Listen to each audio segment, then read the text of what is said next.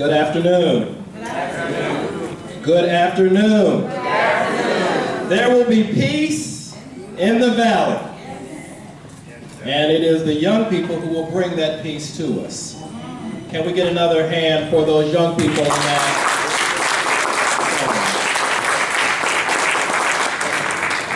You know, the interesting thing is it is so incredibly important that we bring the children up. Raise them up in the way they should go, and when they get old, they will not depart. And that means in programs like this, you must train them, because you never know the stage that they may find themselves on in 10 or 15 or 20 years.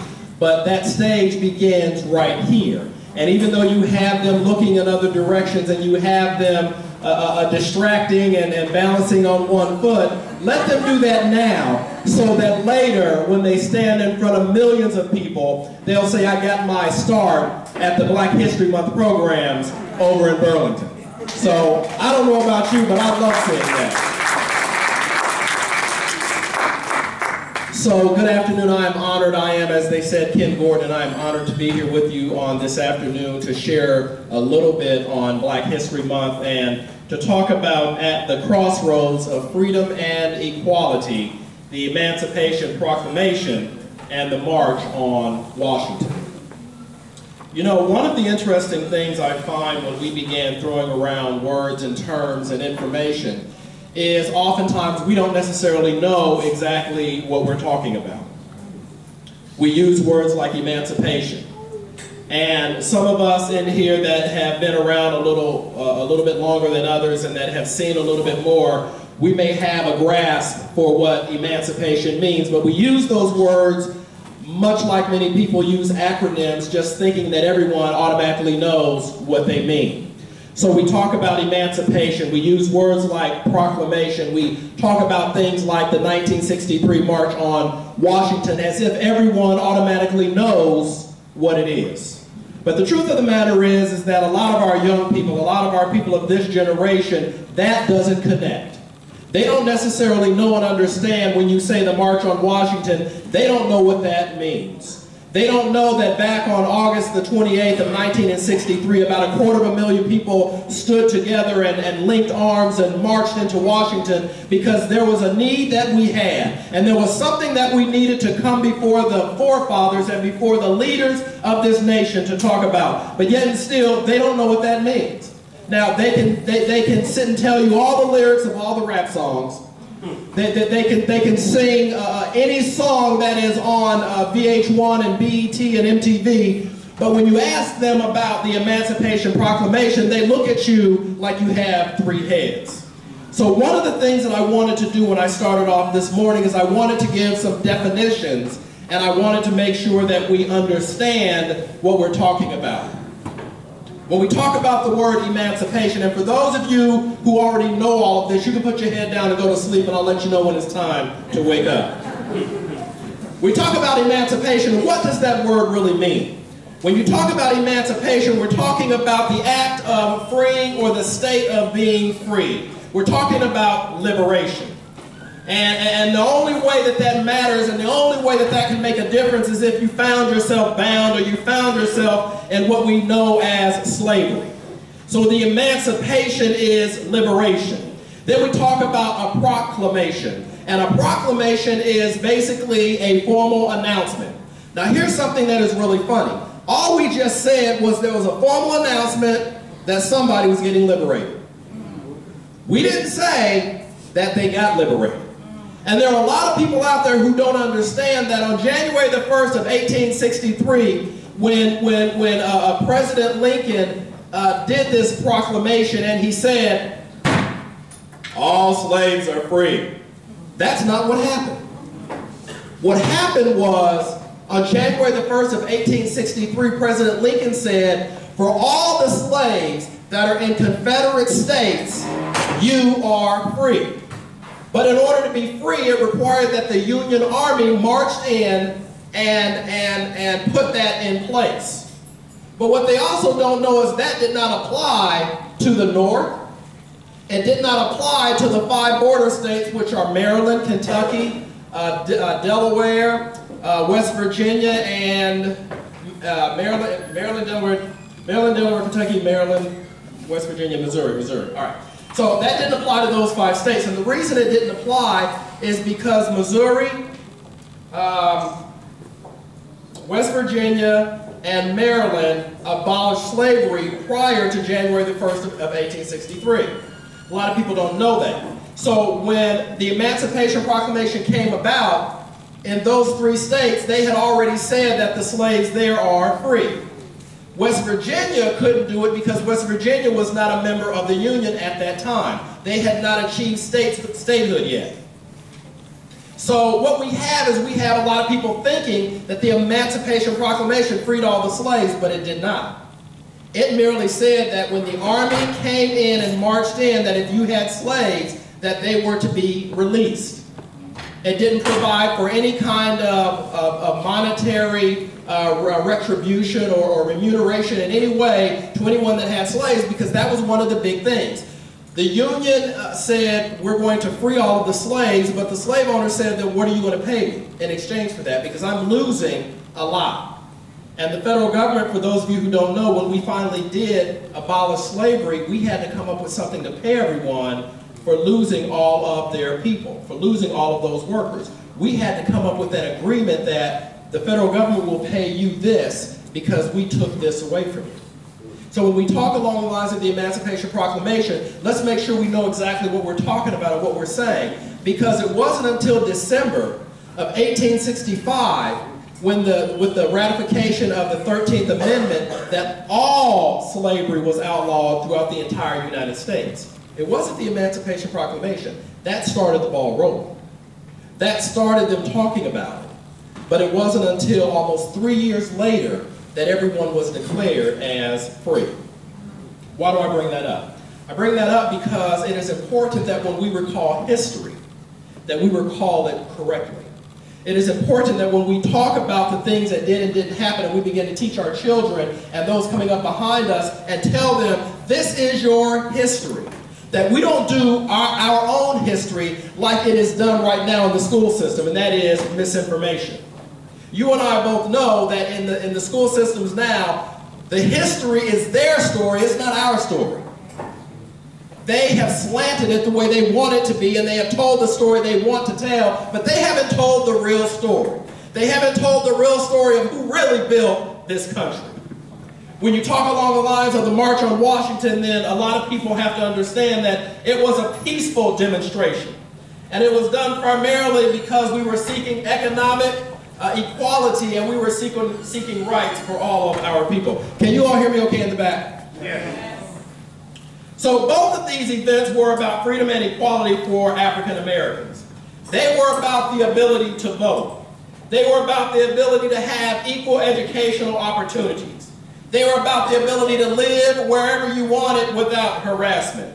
They were about the ability to work wherever you wanted and in any job that you wanted to work in. As a result of both of these events, people died. People were beaten. People were hung and people were jailed. As a result of the pursuit of freedom, people's homes and businesses were burned. For those of you who know about it and for those of you who don't, look up a place called the Black Wall Street. Black Wall Street was in Tulsa, Oklahoma. And for those of you who don't know the history, do yourself a favor and read about it, because they want to make us believe that we don't know how to work together as a people. They want to make us believe that we can't have our own businesses and we don't support our own businesses. They want to make us believe that we don't have the ability to thrive economically and to be on the forefront of the economic forum. But the truth of the matter is we've done it before. What they don't want is for us to do it again. So take a look at Black Wall Street and find out about the bankers, the car dealerships, the mercantile companies. Find out about the most wealthy area in America for African Americans up to that time and since that time. And then you'll find out that because of a trumped up story about somebody who supposedly got raped by a black man who supposedly stepped out of line, they made a decision to pull several black men in and jail them on the purpose of killing them.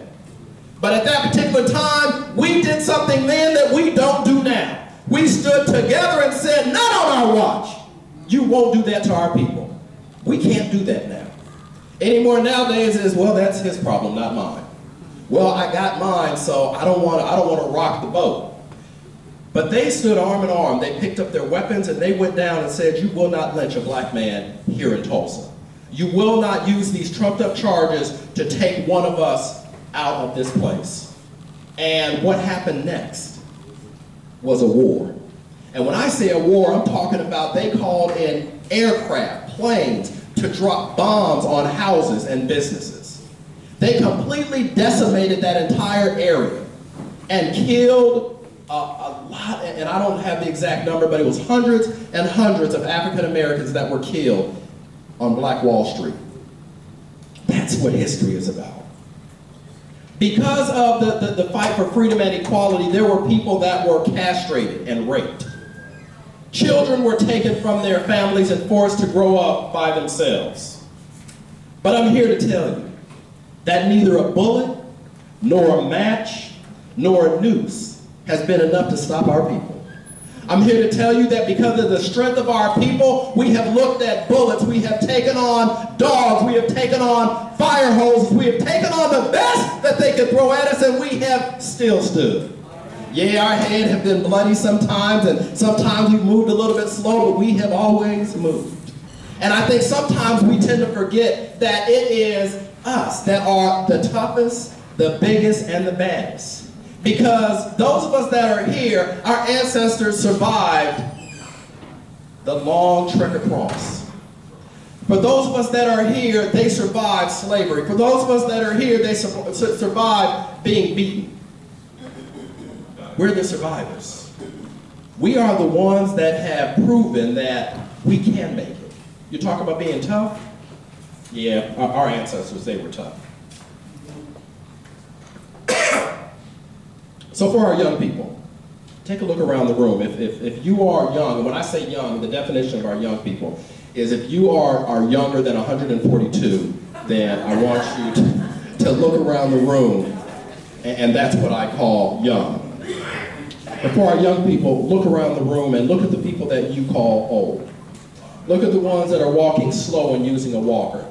Look at the ones that have wrinkles and arthritis. I'm here to tell you today that those are the real tough guys. Those are the real tough ladies. These gangster rappers that make you want to make you believe they're so tough, they have nothing on our ancestors. Our ancestors have been through it all. They've seen it all. They've dealt with it all. They've stood and taken on the dogs and taken on the fire hoses, and they've taken on the mobs and the Klan and the people who were there to kill them and take them out. They've taken them on and they haven't backed up. So that's what the Emancipation Proclamation is all about. So you ask yourself, okay, I get all of that, so why are you telling me this? I'm telling you this so you understand from whence you came. I'm telling you this so you understand the heritage that is in our community. So let's play a game of what if. What if, on that fateful day, Rosa would have just gotten up and gone to the back of the bus? What if Martin didn't have a dream? What if Barack said, you know, I really can? The truth of the matter is, Rosa sat, Martin marched, Barack ran so that we could fly. Now, let me just tell you, I didn't make that up. I read that somewhere. I don't want to make it seem like I just came up with that all of a sudden for this program. But the truth of the matter is, when I read it, it grabbed a hold of me, and it's true. What if? What if our ancestors would have said, I'm too tired today? What if our ancestors would have said, it's too difficult? What if our ancestors would have said, I don't want to make any waves, I don't want to cause any problems? I'm here to tell you that we wouldn't be sitting here right now. So the truth of the matter is, we have a responsibility. We owe it to those who were lynched, who were beaten, who went without, who sacrificed it. We owe it to them to pay them back by paying it forward. We have a responsibility not to just take what has been given to us by their sacrifices and just sit back and relax and enjoy it, but we have to think about what legacy are we leaving to our own children. We have to think about what exactly is it that I have, what debt do I have to pay? For everything that has been done for me, what debt do I have to pay? Well, I want to tell you something else today. I want to let you know that for all of us, we owe a tremendous debt. It is a debt that came from the lives of our forefathers and our foremothers. It is a debt that came from the sacrifices that they made so that we can be where we are right now. From the very beginning of the Emancipation Proclamation all the way through to the March on Washington and all the way up to the first African American president in the history of the United States, we brought that about through our ancestors. Our ancestors brought it about, and we have a debt to pay. I have good news for you, though. We have one heck of a checkbook. We have the debit card and the credit cards. And I want to let you know that because of our ancestors, they have made deposits into our accounts that allow us to pay for all of this. Our ancestors raised each and every one of us in such a way that we have the bank account to take care of this debt that is on our generation, and that debt is to pay forward and to ensure that we deposit into our children's future so that they have the ability to pay and pay and pay. We can't just afford to sit back and say, well, we got ours. I have my H3, I have my BMW, my Mercedes, I got mine. I live in this big house, I got mine. I don't see racism every day. NAACP, they're irrelevant. I don't know why they're still around talking about racism. It doesn't exist. You just need to work hard and you can get whatever you want. You need to pull yourself up by your own bootstraps. In America, you can be whatever you want to be. You just need to work hard. I'm here to tell you that if you believe that, that's great. But the truth of the matter is you need to take that and mix a little bit of NAACP in it, mix a little bit of the court systems in it, because all by itself is not going to work. And I'll tell you this, many of us believe that that was even the case right up until the time when Barack Obama became the president and it resurfaced. And all of a sudden we are seeing racism, we are seeing prejudice and bigotry like we've never ever seen before. So I have a question. How many of you in here have a big brother or a big sister? And I want to take you back a few years. Take you back a few years to the time when you were, I don't know, 8 or 9 years old. And at that particular time, you had a big brother or a big sister, and when a bully picked on you and somebody that was bigger than you and badder than you came and messed with you, what would you do? What would you do? Yeah, you go get your big brother and big sister. And I don't know of anybody who had a big brother or big sister who would not go and get them. Oh yeah, you mess with me. I'm going to go home and get my brother. I'm going to get my sister. I got news for you today, and the news is that you have a big brother and a big sister in the fight for freedom and equality, and the name of your big brother and big sister is an NAACP. People say, well, you know what? Are they relevant anymore? They're still the biggest ones on the block. They're still the baddest ones on the block. The NAACP for over 100 years has been fighting in the courts, at the ballot box, in the communities, local communities. They've been fighting for your freedom, my freedom, and for freedom for all Americans. All people of color, but everybody. You know, one of the things I say in Southern Burlington County NAACP is the NAACP stands for National Association for the Advancement of Colored People. And then I ask everyone a question.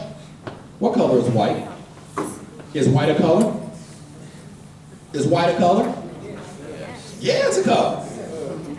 So why is it that we believe, and we've been led to believe, that when people think about the NAACP, that we're only fighting for blacks?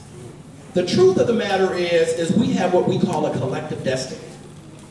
If we don't fight together, and if we don't fight for everything that moves this country forward, then we lose. We can't just carve ourselves out and say, this is only for us. It can't be.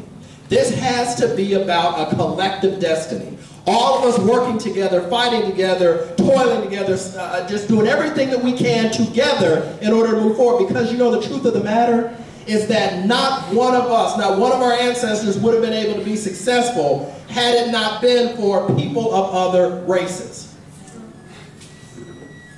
The African American Railroad, the Underground Railroad, that would not have been possible if it weren't for people of other races. We couldn't have done it all by ourselves, and we still can't. And guess what? This country wouldn't be everything that it is without us. So it's not like we need them and they don't need us. We all need each other. So some of you may believe that the NAACP is no longer relevant. You may say that black people have just as much as everybody else, and if they would just work a little bit harder, then we could have what everybody else has. But the truth of the matter is that the NAACP is still relevant because we haven't achieved that day yet.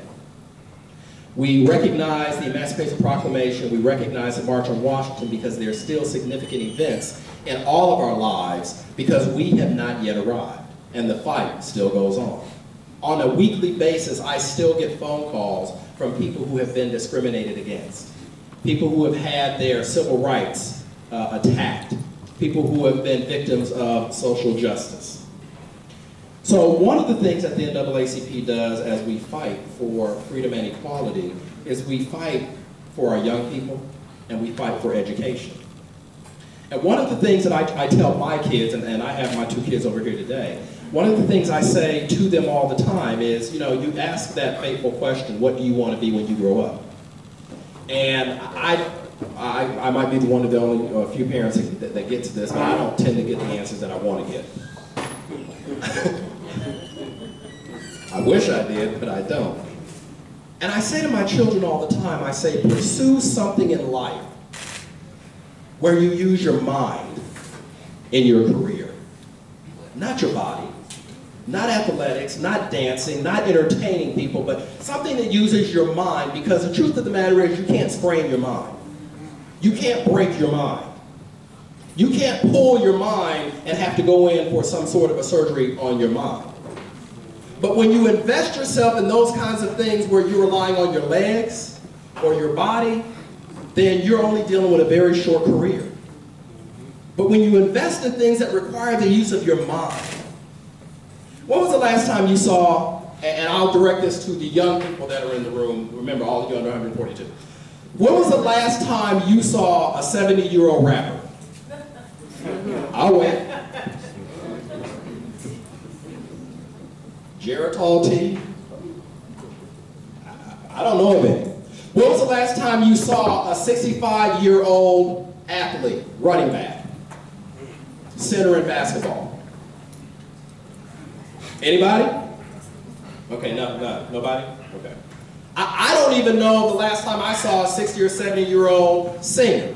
Now, that's not to say the ones who have been gone and came back on the road after all these years because they needed the money. I'm not talking about them. But I mean someone who's at the top of their game and they are out there doing their thing. You don't see them.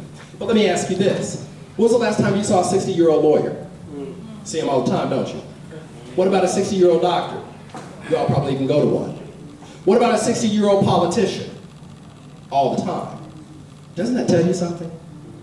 And I say this to my children, the things that you should pursue, the things you should focus on are things that have longevity and things where you can do it for years and years and years to come because they can't touch your mind. That's where we need to direct our children. We need to point our children in the direction of those kinds of things where they use their mind, because what does UNICEF say? UNICEF says the legs are a terrible thing to waste. UNICEF says your speed is a terrible thing to waste. The UNICEF says good lyrics and a bad rap are a terrible thing to waste. UNICEF says your mind is a terrible thing to waste. And that is true. So we have a responsibility to our children to make sure that we give them the tools that they need to pay it forward. You know, as I look around this room and I see the people that are here, what I see is the talent and the power to have greatness in the years to come. I see the little kids that are up here singing. I see the seasoned kids that are sitting out there watching them. I see all of us in this room, and every single one of us in this room have the ability to be great. We have the ability to continue the fight that started with the Emancipation Proclamation. When back in July, or January the 1st of 1863, when President Lincoln said, all the slaves in Confederate areas are now free. And as the Union Army advanced and took over the different Confederate areas, and they freed the slaves as they went along. As the 13th Amendment came and freed the slaves, so began the real journey of this country. And the struggle has been constant. And the thing about struggle is that it doesn't take a day off. People often say, you know, well, are you going to do anything on this holiday or that holiday in your branch? And I tell them all the time that our branch will take a day off when racism takes a day off. Now when that day happens, y'all let me know, because I really want to see it. When racism takes a day off, we can rest.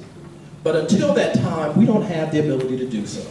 So when you talk about the Emancipation Proclamation, when you talk about the March on Washington, the legacy that they left 150 years ago and 50 years ago, and where are we now? The question I have for you is 100 years from right now, when the Emancipation Proclamation is 300, and the March on Washington is 200, and it's 100 years hence, what will they write about you in the history books? What will they say about the contribution that you made to freedom and equality?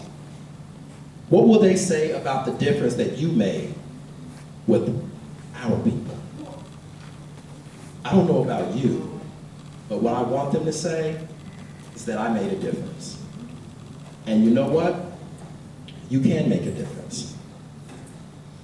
As I look around this room, I'm humbled because I see people who have made a tremendous sacrifice, veterans that have fought for our freedom. I see younger people that have fought to vote, who have stood in line for hours at a time, who have gone and marched in Selma, Alabama, and in Washington, D.C. for our freedom and our rights. And as I look around this room, I'm humbled because I know some of the greatest leaders of today and tomorrow are in this room. Now, what I want you to do is I want you to ask yourself a question. I want you to ask yourself, am I one of those great leaders? Am I one of the great leaders of today and tomorrow? And will I do things that will change the world for the positive forever? Just like the Emancipation Proclamation and just like the March on Washington, will I put myself in the history books as someone who made a difference to our race? I say you can. You just have to get up and go do it.